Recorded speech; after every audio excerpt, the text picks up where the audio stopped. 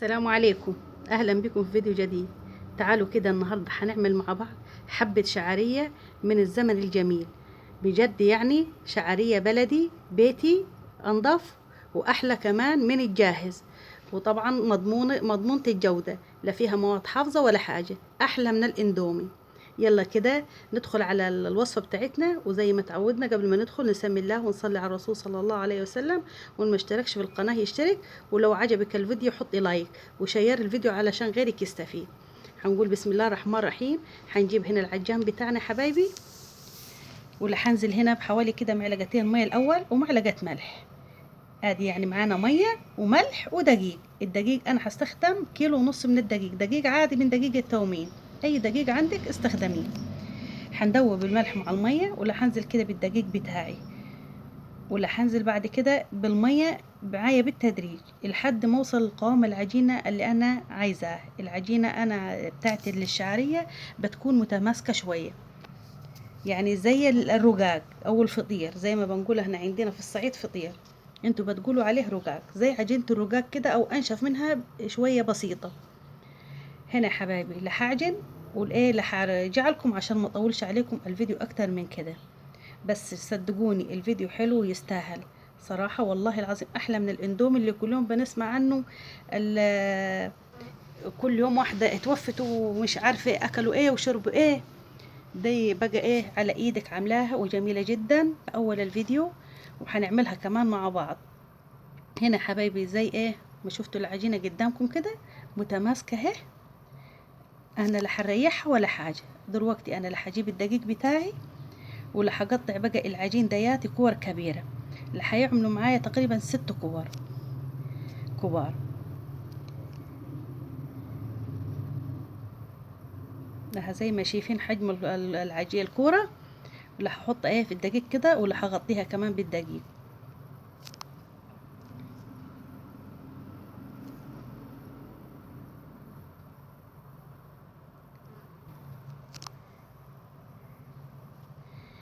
هنا يا حبايبي بعد ما خلصت العلبة دي طبعا فيه، والطبق ده فيه 4.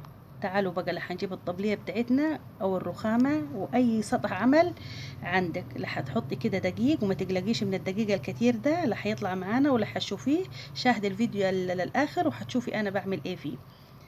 هنا يا حبايبي جبت اول كورة ارتاحت معايا اللي هفردها.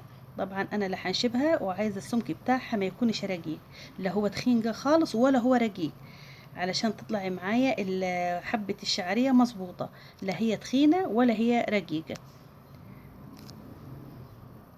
انا هوريكم السمك بتاعها اهو زي ما انتوا شايفينه كده، شايفين اهو.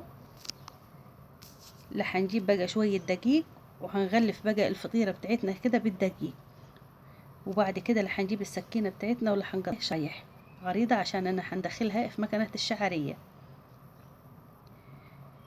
احنا حبايبي بشتغل لوحدي، زي ما عارفين ان الشعرية دي لازم يكون معاكي 2 أو 3 طبعا، اللي ايه تنشب واللي تلف المكنة بقى واللي ترص بقى، وانا طبعا لوحدي في البيت يعني، فبعمل كل حاجة لوحدي. انا هنا اللي هخلصهم كلهم بقى، هنا جبت صينية عليها دقيق، واللي هخلص كل الكور بتاعتي دياتي بالشكل ده، واللي هلفها، وبعد كده اللي هخلص واللي هروح على المكنة هعمل معاكم دياتي كمان.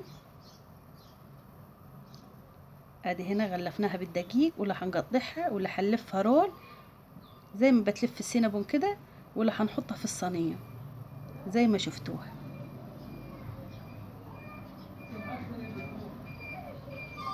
اه يا حبايبي هنا بقى خلصت كل الكور بتاعتي بالشكل دياتي، ورشيت عليها دقيق.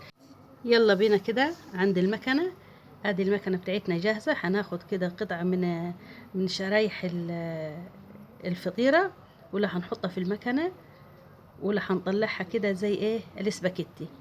شايفينها خصل خصل، الواحدة كده فردانية اهي، مفيش واحدة ماسكة في التانية. طبعا انا عندي صينية هنا فرشة عليها ملاية، ولا هحط عليها ايه الشعرية بتاعتي. ادي حبايبي زي ما انتوا شايفين كده، هقرب لكم كده الكاميرا علشان تشوفوها.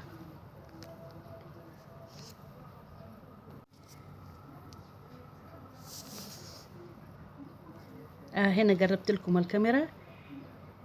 ادي هنا حطينا الشريحة الهنا، وانا شغالة طبعا لوحدي، البنات واحدة في الكلية وواحدة في ثانوية عامة، ما بخليهاش تعمل حاجة، وانا شغالة لوحدي كده فيها.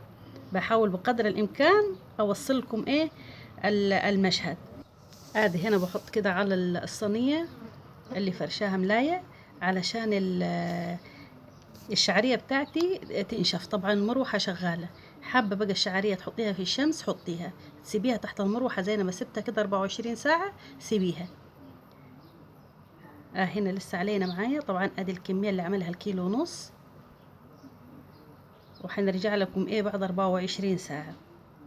هنا حبايبي رجعنا بالضبط بعد 23 ساعة، وادي نشفت معايا. طبعا ايه هنجيب الغربال بتاعنا بتاع السلك، واللي هنهز الشعرية دي كلها علشان ننزل الدقيقة اللي فيها، واللي هتشوفوه برضه معايا الدقيق يعني اللي هتحطيه اللي هينزل معاكي، ما تقلقيش مني. ادي غربال السلك ده، غربال غلة اللي ههز الشعرية كده بالشكل ده وهينزل معايا الدقيق. زي ما شايفين كده هوريكم الدقيق من تحت. ادي الدقيق يا حبايبي، عشان كده قلتلك ما تقلقيش من كمية الدقيق. احنا بنكتر الدقيق عشان ما تلزقش معانا شرايح العجينة في المكنة. ادي حبايبي الكمية. هنجيب كده الصواني بتاعتنا، بسبوسة او كيك او الصاج بتاعك اللي هتجيبيه وهتحطي فيه ايه الشعرية. طبعا الفرن بتاعتي هتكون شغالة على نار هادية جدا جدا جدا، وهدخل الصواني فيها تتحمص بقى. انا عايزة الشعرية تتحمص معايا كده تحميصة خفيفة، ما تتكيش عليها جامد، خلي اللون كده خفيف علشان احنا لسه هتحمريها في الزيت او في السمنة. لازم تخلي لونها فاتح. انا عملت على فكرة من غير تحميصة، عملتها طلعت جميلة جدا زي الاندومي. بس احنا بنحمصها ليه؟ علشان لما نحطها في العلبة بلاستيك او نحتفظ بيها في ايا كان الشيء اللي هتحتفظي بيه ما تعطنش معاكي. يعني لازم تديها تحميصة خفيفة. هيكون زي ما شايفين لونها خفيف حلو ازاي، خفيف جدا، يعني مش حمرة، لا يا دوبك مصفرة كده. هنا حبايبي يلا بينا كده هنعملها مع بعض ونشوف التجربة بتاعتنا هتنجح ولا لا.